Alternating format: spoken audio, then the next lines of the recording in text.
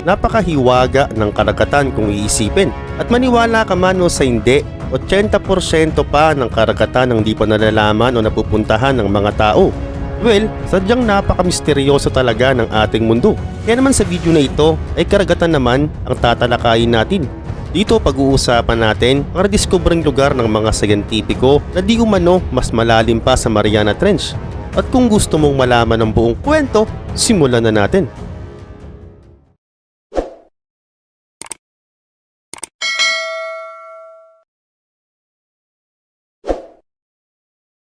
Noong 2018, ang NASA ay naglunsad ng bagong probe at dinisenyo ito para galugarin ng karagatan.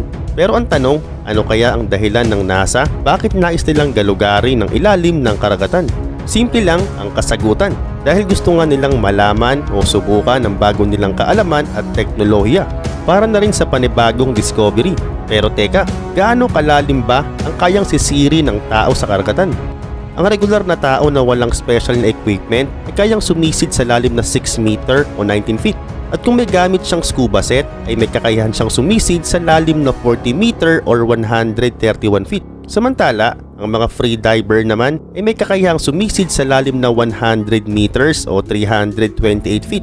At kung iniisip mo na malalim na yan, ay walang-wala pa yan o wala pa yan sa 1% ng lalim, lawak at laki ng buong karagatan.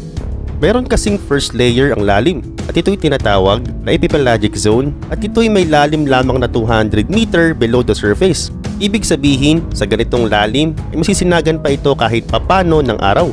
At sa ganitong lalim din, madalas naninirahan dito ang mga pating at iba pang mga uri ng isda.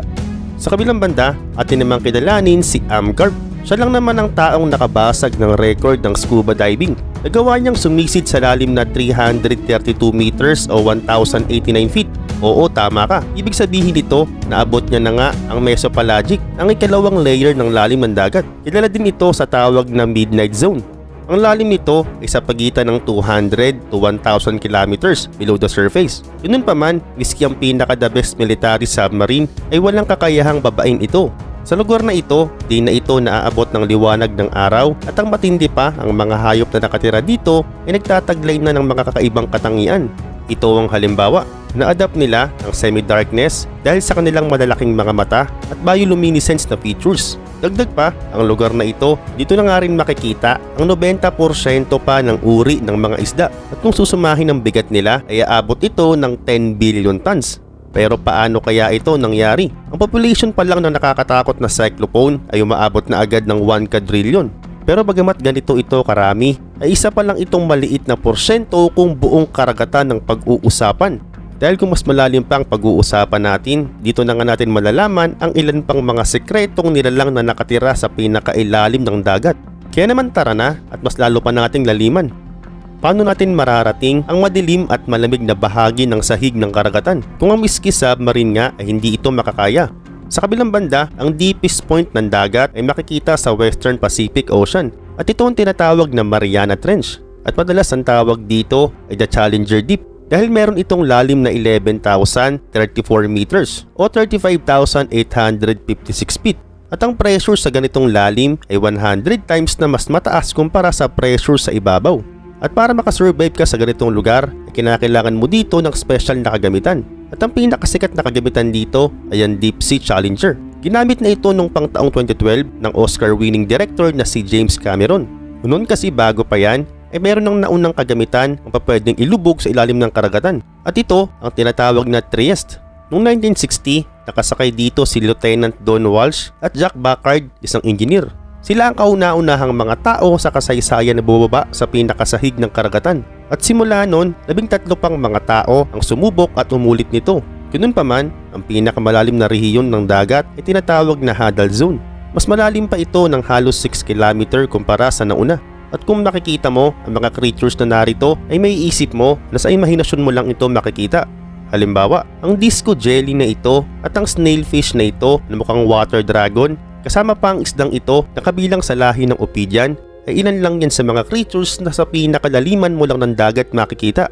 Sa kabilang banda, ang mga siyentipiko ay gumamit na ng mga modernong sasakyan para aralin ang mga nilalang na ito ng malapitan. Ito ang makinarya na may kakayang pumunta sa pinakailalim at manatili doon ng mahabang panahon habang kinokontrol ng taas gamit ang mahabang kable. Pero ganun pa man, madalas ay nabibigo din ang makinang ito na tumagal sa pinakalaliman ng dagat dahil na rin siguro sa matinding kondisyon na meron ang sahig ng dagat. Sa kabilang banda, noong 2014, ang isang underwater vehicle na may pangalang Nereus ay binaba ang Kermadec Trench na nakalocate sa New Zealand. Pagbaba ng Nereus ay napunit ito sa lalim lang na 10 km dahil sa pressure. At ang mga oras na yon, yun lang ang tanging nilang watercraft para sa misyon na yon. At ayon sa pag-aaral, kaya ito napunit dahil sa huminto ang progress nito dahil di nito nakayanan ang sobrang pressure. Sa kabilang banda, meron pang ibang karagatan sa universe ang mas matindi pa at di basta-basta napupuntahan ng mga tao. Oo, atin namang puntahan ng iba pang mga karagatan. Ang ibabaw ng isa sa mga moon ng Jupiter na tinatawag na Europa ay binubuo ng water ice. At ayon sa mga scientifico ay ang mga yelong meron dito ay may kapal na 15 to 25 km. At sa ilalim nito ay merong karagatan at ayon pa sa mga astrobiologists ay malaki posibilidad na merong nabubuhay sa ilalim nito. Ayon pa sa kanila, ang mga namumuhay dito ay kaparehas ng mga creatures na nabubuhay sa ating Earth. Dagdag pa, ang Enceladus naman na isa naman sa mga moon ng Saturn ay pwede rin daw matirahan. Sapagkat bawat oras kasi ang steam jet na binubuo ng internal heat o init ay tinutunaw ang mga yelong nakapaligid dito. Sa makatuwid, pag merong natunaw na yelo ay magkakaroon ng tubig. Ganun pa man noong 2018, ang space probe na Cassini ay nakadiscover na meron daw talagang tubig dito. At para ma-sure natin na talagang meron mga creatures ang nabubuhay dito, ay kailangan natin magpadala ng kagamitan para magalugad nga talaga ito.